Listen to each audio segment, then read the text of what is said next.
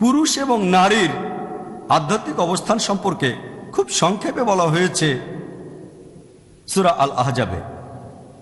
এই সূরার ৩৫ নম্বর আয়াতে আছে। এই আয়াতটা আমার লেকচারের শুরুতে বলেছিলাম।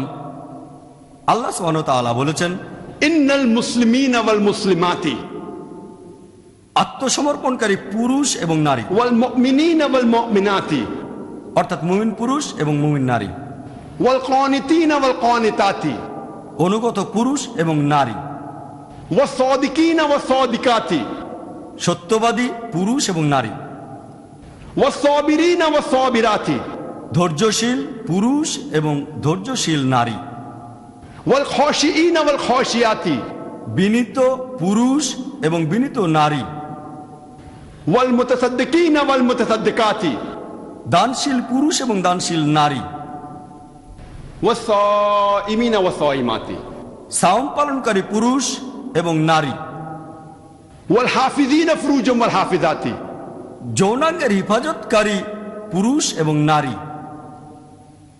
ওয়াল যাকিরিনা আল্লাহ কাসীরা ওয়া যাকিরাতি, আল্লাহ তাআলাকে অধিকভাবে স্মরণকারী পুরুষ এবং অধিকভাবে স্মরণকারী নারী। আ'আদাল্লাহু লাহুম মাগফিরাতান আজরান আযীমা।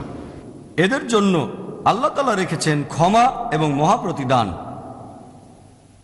আল্লাহ বলেছেন যে আত্মসমর্পণকারী পুরুষ এবং নারী, বিশ্বাসী পুরুষ এবং বিশ্বাসী নারী, অনুগত পুরুষ এবং অনুগত নারী, সত্যবাদী পুরুষ এবং নারী, ধৈর্যশীল পুরুষ এবং ধৈর্যশীল নারী, বিনীত পুরুষ এবং বিনীত নারী, দানশীল পুরুষ এবং দানশীল নারী, যৌনাঙ্গের হিফাজতকারী পুরুষ এবং নারী,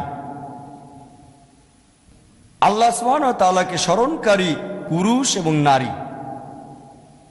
তাদের জন্য আল্লাহ তাআলা রেখেছেন ক্ষমা এবং মহা প্রতিদান। কোরআনের এই আয়াতটা থেকে আমরা জানতে পারি যে ইসলাম ধর্মে পুরুষ এবং নারীর আধ্যাত্মিক দায়িত্বগুলি একই। দুজনেই আল্লাহ তাআলার কাছে আত্মসমর্পণ করবে, বিশ্বাস আনতে হবে, দুজনকেই অনুগত হতে হবে, দুজনকেই সত্যবাদী হতে হবে, দুজনকেই ধৈর্যশীল হতে হবে, ধৈর্যশীল আর অধ্যবসায়ী, দুজনেই ইবাদত করবে, দুজনেই দান করবে, দুজনেই রোজা রাখবে, দুজনেই আল্লাহ তাআলাকে স্মরণ করবে। কোরআনের এই আয়াতটা থেকে আমরা জানতে পারি যে আধ্যাত্মিকভাবে পুরুষ এবং নারী সমান। এখন যেহেতু কোরআন বলছে যে আধ্যাত্মিকভাবে পুরুষ এবং নারী সমান, তাহলে আপনি কি বলবেন? ইসলামে নারীদের অধিকারগুলো কি রক্ষা করা হয়েছে নাকি তাদের নিপীড়ন করা হচ্ছে?